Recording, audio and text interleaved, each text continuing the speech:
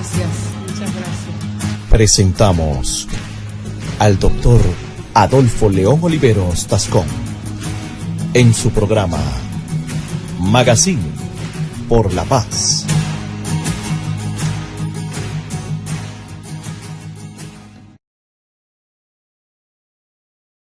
Muy buenas tardes a todos los oyentes de lapazestéreo.com. Estamos en el Magazine por la Paz. Les habla Adolfo León Oliveros Tascón, su periodista amigo, defensor de los derechos humanos. Como siempre, con Miguel a cargo del equipo técnico, de la parte del sonido, y nuestro gran amigo y colega Carlos Gabriel Ortiz, abogado de la Universidad Santiago de Cali. Buenas tardes, Carlos Ortiz, ¿cómo está? Muy buenas tardes a todos los oyentes de Magazine por la Paz. Afortunadamente me encuentro muy bien. Bueno, Carlos Ortiz, según Transparencia Internacional, que es una ONG que hace estudios sobre corrupción en el mundo, ¿sabía usted, Carlos Ortiz, que para erradicar la pobreza en todo el mundo se necesitan 65 billones de dólares? Para facilitar, oiga bien, el acceso a la salud para todas las personas del mundo se necesitan 80 billones de dólares.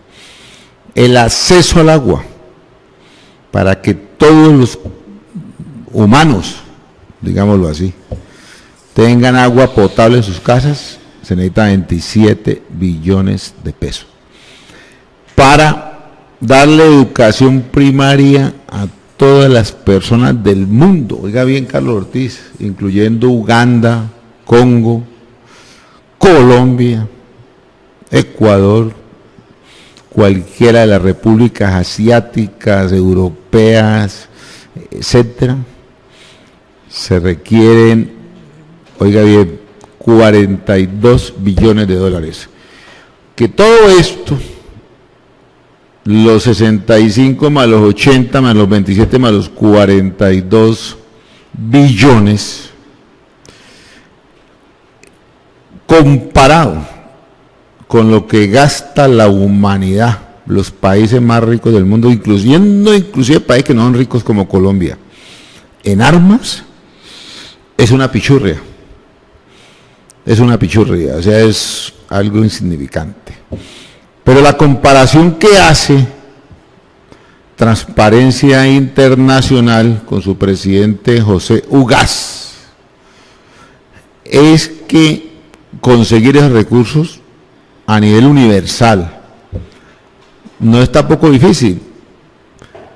Lo que hace difícil la tarea, casi que imposible, o imposible porque realmente es imposible, es la corrupción.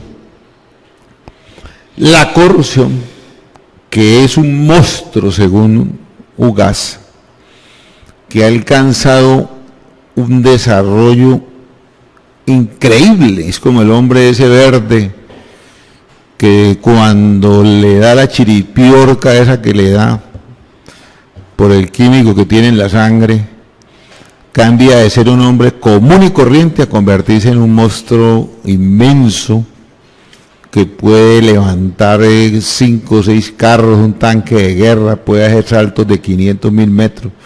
Esa es la corrupción. La corrupción es un monstruo que se ha empoderado de casi todos los países del mundo. Hay una tabla que usa esta ONG, Transparencia Internacional, que mide el nivel de corrupción de acuerdo a la percepción que tiene la gente.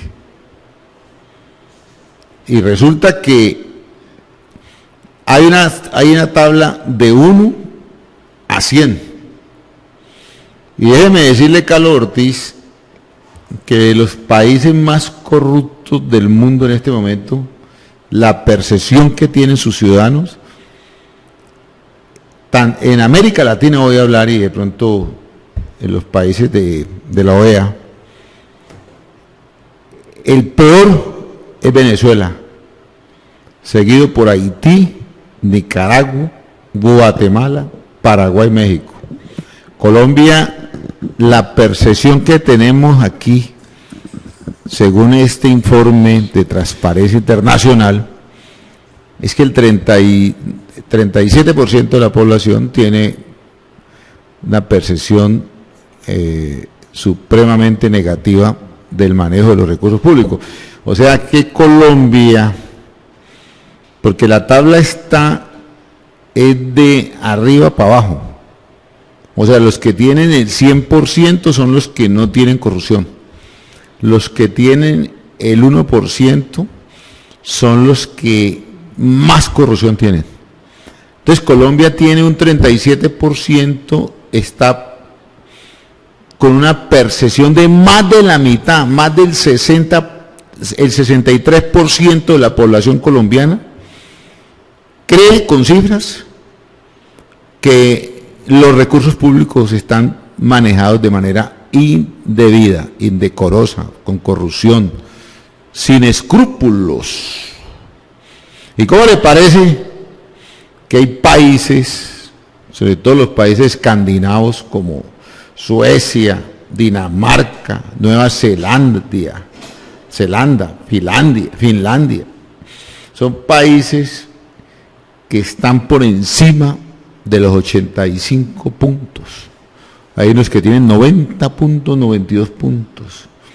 Lo que quiere decir que los ciudadanos de los países consideran que sus gobernantes son éticos, son honestos, son transparentes, hacen buen uso de los recursos públicos.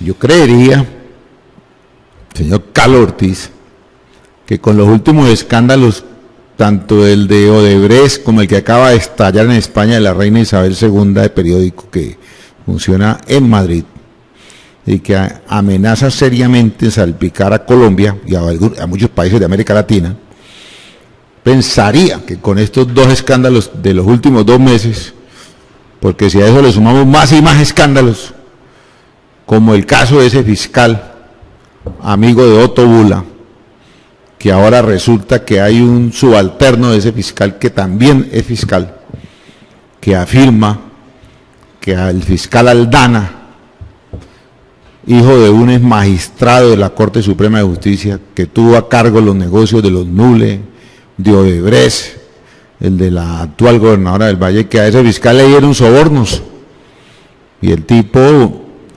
afirma ante las autoridades respectivas y ante los medios de comunicación que el fiscal Aldana archivaba negocios o los dejaba congelados de acuerdo al billete que le pasaran, y en eso está, pues, Dios no lo quiera, mencionada la señora gobernadora del Valle del Cauca, que no sabemos, obviamente nosotros como comentaristas de noticias no podemos decir que eso sea cierto o sea falso, porque obviamente esa tarea le corresponde a la Fiscalía y a los jueces de la República, no le corresponde a un periodista. Un periodista no está calificado para determinar quién es culpable o quién es inocente.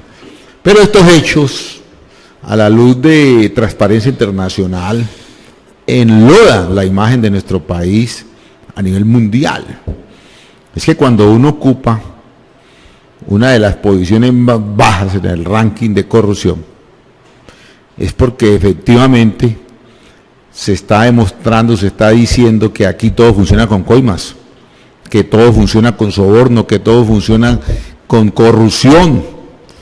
Y si uno le pone a ver, señor Carlos Ortiz, todo lo que está uno viendo, mire que por ejemplo hoy sancionó la Superintendencia de Industria y Comercio al cartel de la vigilancia, empresas de vigilancia que se ponían de acuerdo para tumbar al Estado en licitaciones.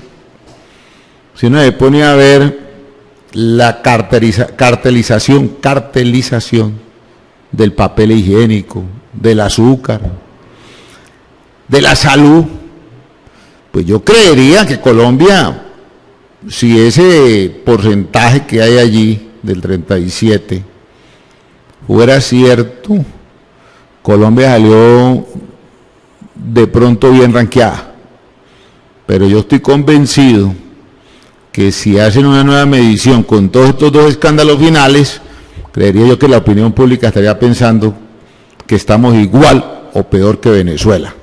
¿Cómo la ve, señor Carlos Ortiz? Estremecedor este tema de la corrupción, que no solamente se da en Colombia, sino a nivel universal. Sabido es en Colombia que 40 billones de pesos se van al año por la alcantarilla de la corrupción.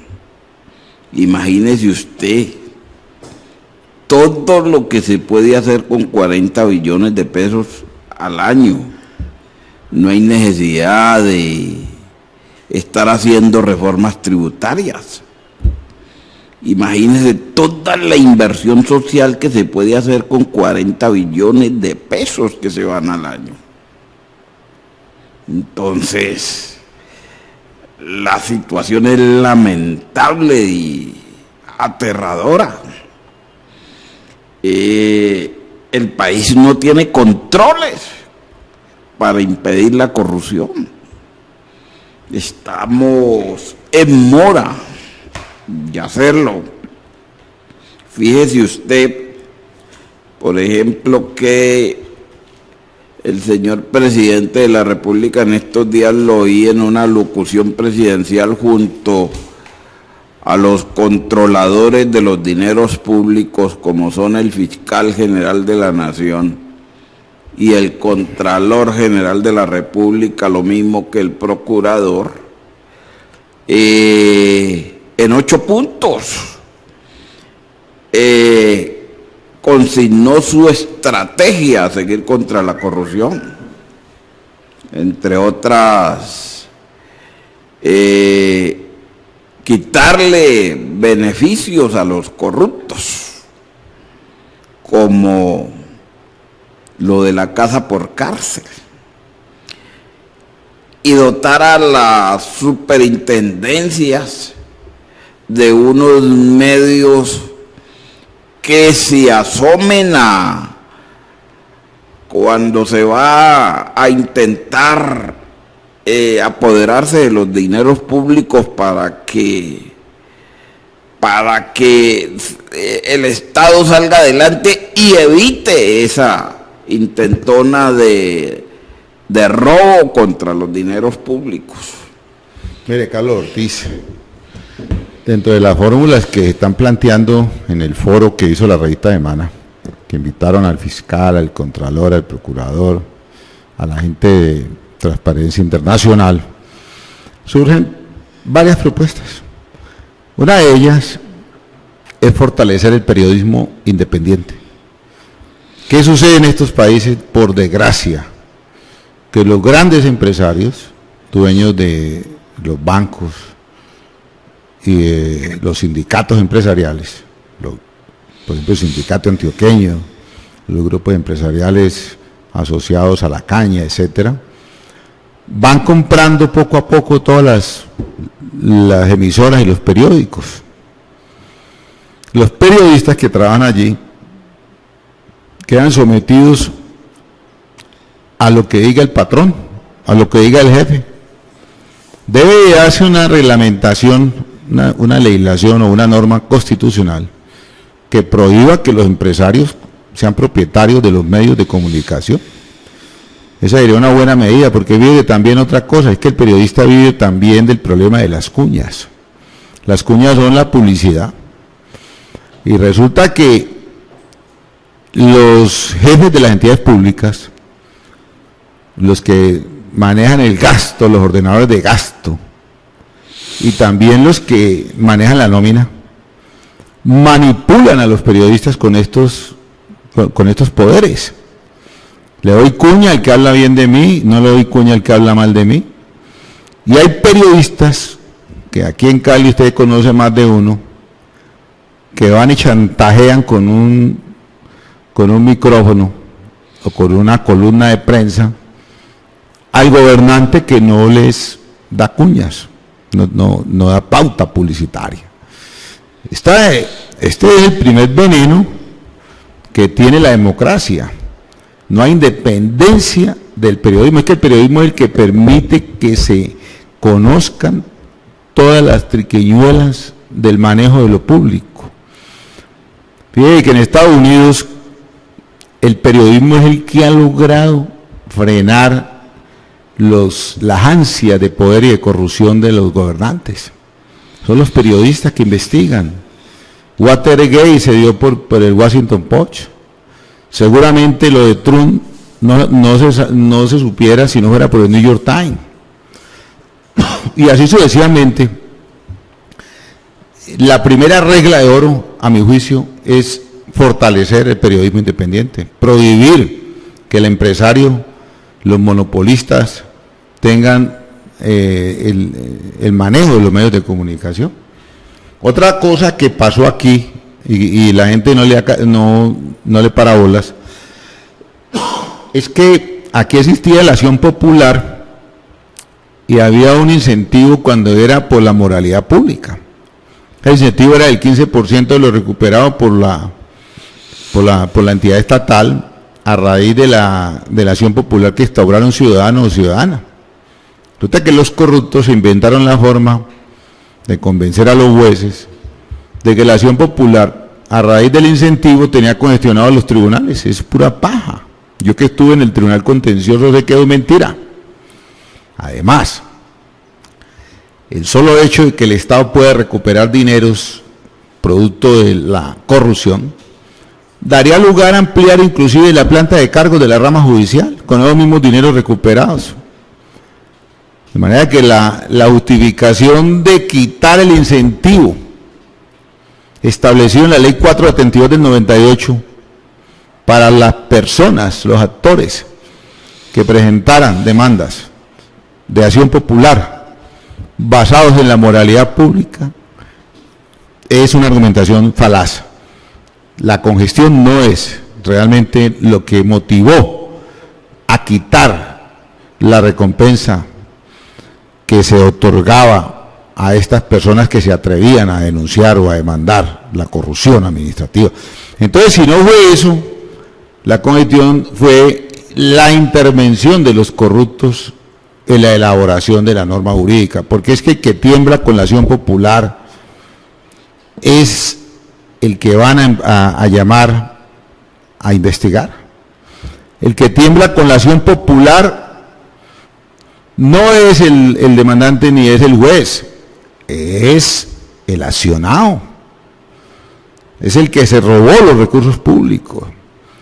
Desafortunadamente estos tipos tienen muchos amigos en el Congreso y para desgracia de Colombia, los corruptos quitaron el incentivo de la acción popular de la ley 472 del 98, lo quitaron mediante otra ley con el argumento falso de la congestión judicial, cuando realmente lo que estaba motivando que la gente arriesgara el pellejo para recuperar los dineros públicos enredados en corrupción era la acción popular. Pero sin incentivo no. Entonces ahora esa comisión que se ha reunido contra la corrupción está hablando de establecer beneficios por delación. Pues sí, pero la primera medida que tienen que hacer es volver a establecer el incentivo de la acción popular por moralidad pública. Eso es lo primero que hay que hacer.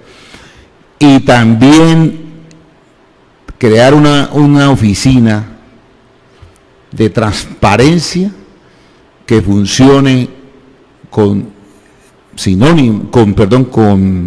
anónimos o con seudónimos, con lo que usted quiera, pero que le guarde la reserva real al denunciante de hechos de corrupción y que además le dé una recompensa significativa de acuerdo al monto de lo que el Estado logre salvar, para que personas de toda índole vinculados con la misma administración pública no tengan miedo y no tengan ningún temor de denunciar la corrupción. Es que la corrupción está por dentro, uno se da cuenta, es porque la gente de adentro tira sapea, pero es que para que la gente sapea hay que darle un incentivo, y hay que protegerle la identidad, porque no lo matan.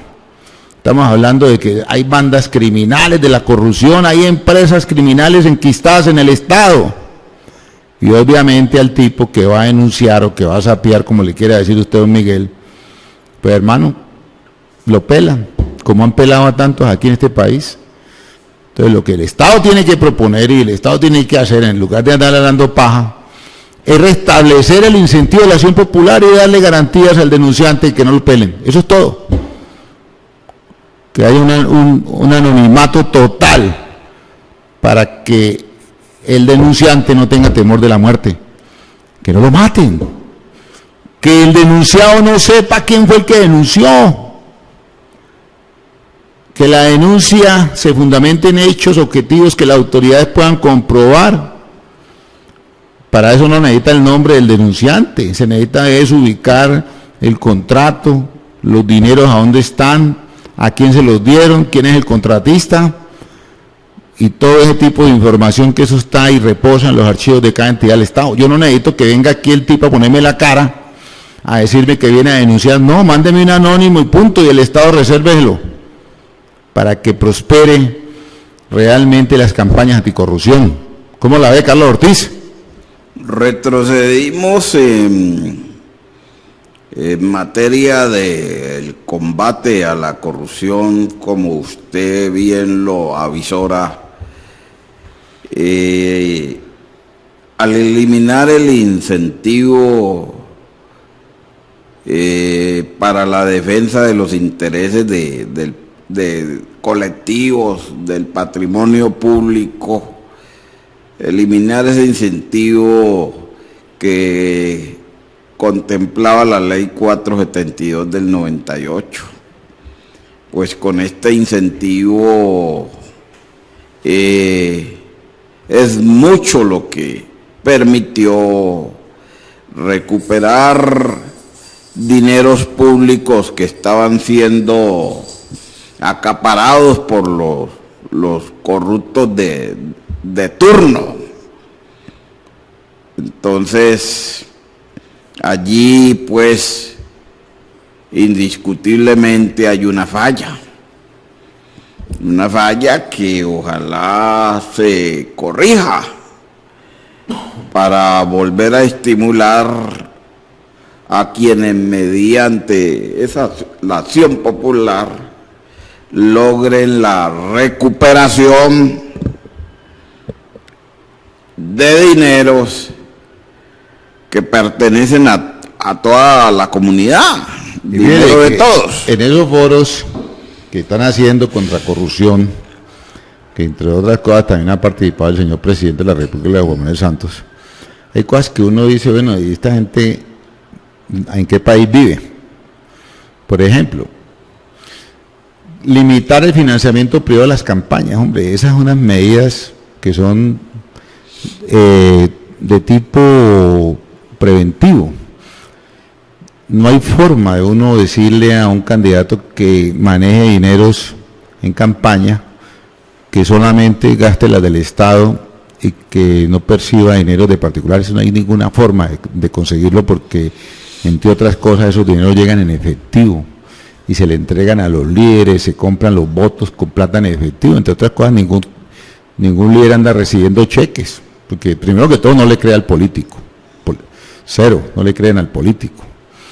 Entonces el líder que vende el voto y que ayuda a la compraventa de votos, porque hay gente que se compromete con 500, con 1000 votos y recibe una cantidad de dinero, la recibe en efectivo.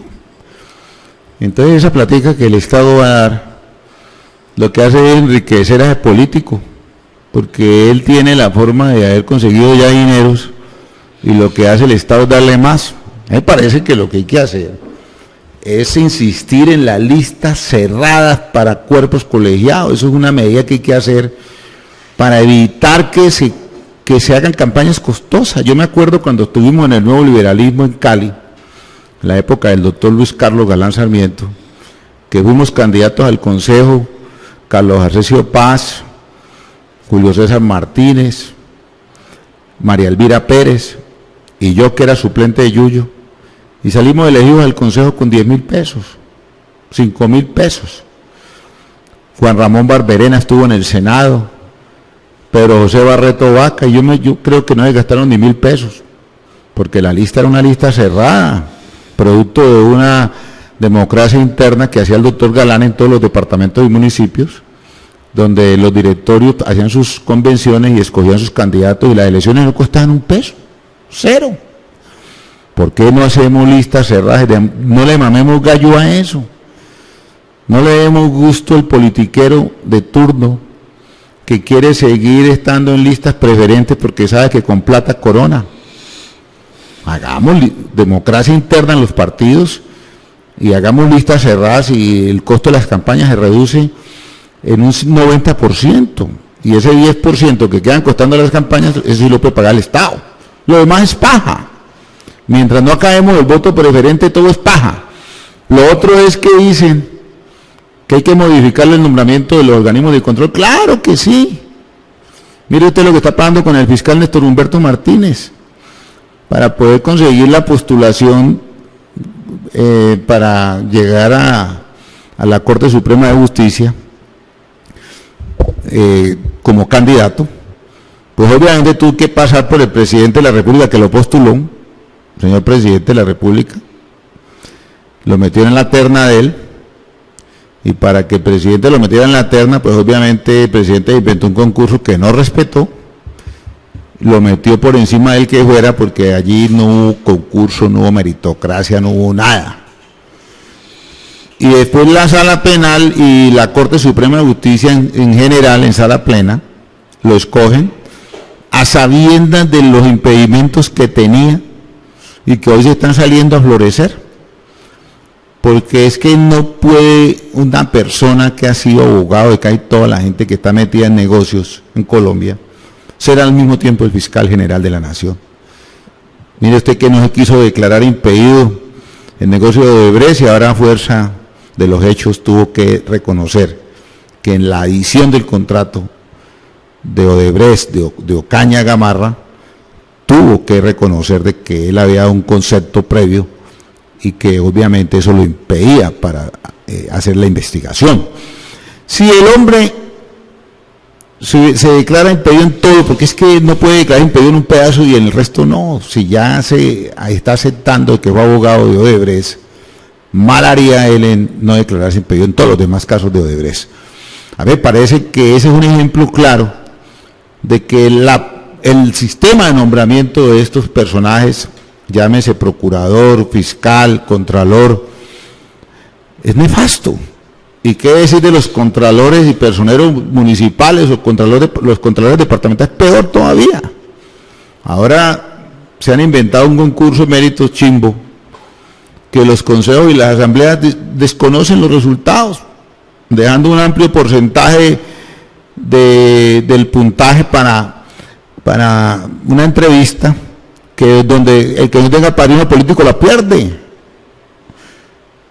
y escogen unas entidades sin ninguna experiencia, fundaciones inclusive o instituciones de garaje para que hagan los exámenes, y después son los concejales y los diputados los que escogen los que nombran. Yo pensaría que aquí lo que hay que hacer en Colombia, y estamos en mora de hacerlo, es concurso de méritos para acceder a todos los cargos de la nación, empezando por los cargos medios y bajos, como funciona la rama judicial, hasta la cúspide. Por ejemplo, yo digo, si podemos hacer meritocracia para elegir los jueces penales, civiles, municipales, de circuito, los magistrados de tribunal, ¿por qué no podemos hacer concurso de méritos para elegir a los magistrados de altas cortes y evitar la politiquería en los tribunales de cierre de este país?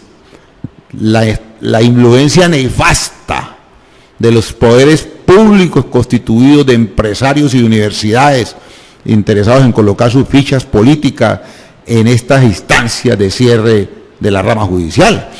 Lo que hay que hacer es extender el concurso de méritos para que todo el que tenga condiciones, que tenga la experiencia, el conocimiento y el bagaje, la capacidad y también, por qué no decirlo, la ética puedan llegar a los altos cargos del Estado.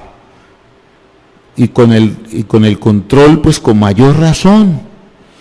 El control fiscal no lo pueden ejercer personas que no conozcan de control fiscal y que no tengan ninguna experiencia en eso. Y también son los mismos, como dice aquí la revista Semana, el ratón cuidando el queso.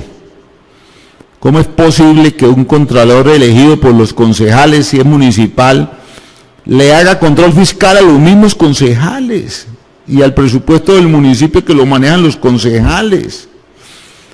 O a la ejecución del gasto que lo hace el alcalde que lo postuló ante el consejo, porque es que el alcalde pone contralor y el gobernador pone contralor departamental. ¿Con qué autoridad ese contralor le hace juicio fiscal o investigación fiscal al quien lo hizo nombrar y a quienes lo eligieron?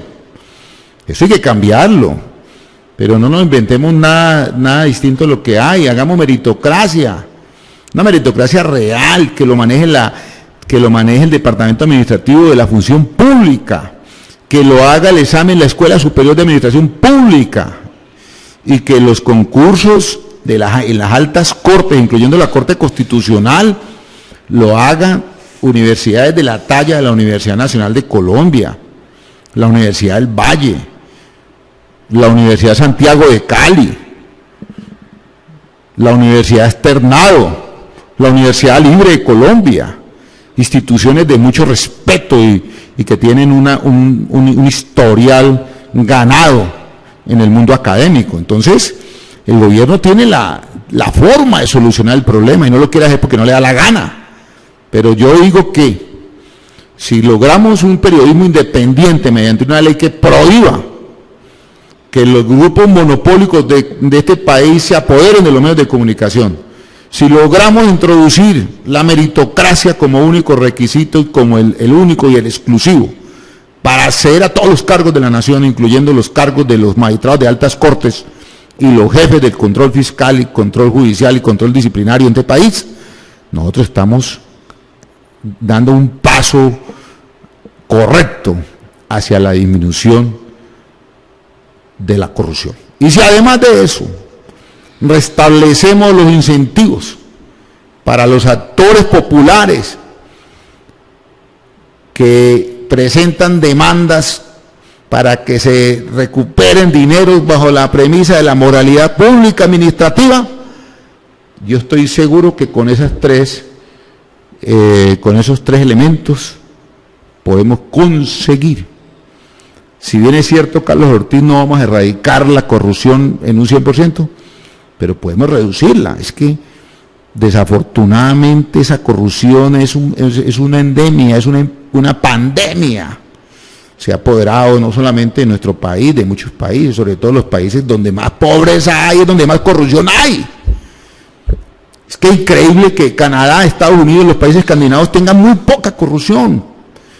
Y resulta que los países que están aguantando hambre, donde la población está en la miseria absoluta, donde hay pobreza, como en Cartagena, que el 85% de la gente está en la miseria, en Santa Marta, donde la gente no tiene agua potable desde hace 40 años, en su gran mayoría, Cali, que es la ciudad de los desplazados de Colombia, que es la que más ha recibido la gente desplazada de fincas y de pueblos de la costa pacífica y del norte del Cauca y de todo el occidente colombiano, lleno de pobreza. Y estos países donde está la pobreza es donde los índices de corrupción son más altos.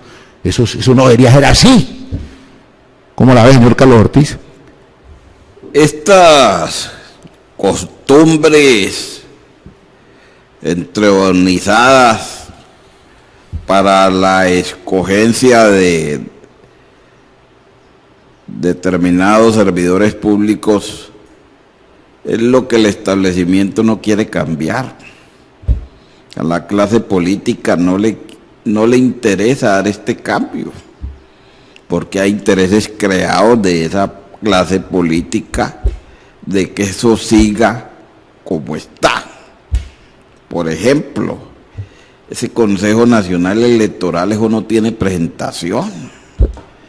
Ese Consejo Nacional Electoral no debiera de ser un consejo de origen político. Lo mismo sucede con, pues de pronto ahí la misma Corte Constitucional, que pues los magistrados son elegidos por el Congreso de la República y así por el estilo. Por ejemplo, ese Consejo Superior de la Judicatura, que también es un foco de corrupción porque tiene cualquier cantidad de gente no idónea para desempeñar esos cargos, también eso tiene origen político. Y ahí llegan todos los quemados de todas las elecciones. Ovidio Claros, por ejemplo, que no salió en el Congreso, llegó allá. Pedro Sanabria, que se quemó de candidato a la gobernación por allá en el Meta, llegó allá. Lo mismo que al Consejo Nacional Electoral. Entonces, todos los quemados de elecciones los meten allá, que nunca en su vida han cogido un expediente y que no saben qué es una autosustanciación. Correcto. Hoy me despido de ustedes, Carlos Ortiz. Lamentablemente ya me hicieron la señita de que nos volamos de tiempo. Nos vemos en la próxima semana.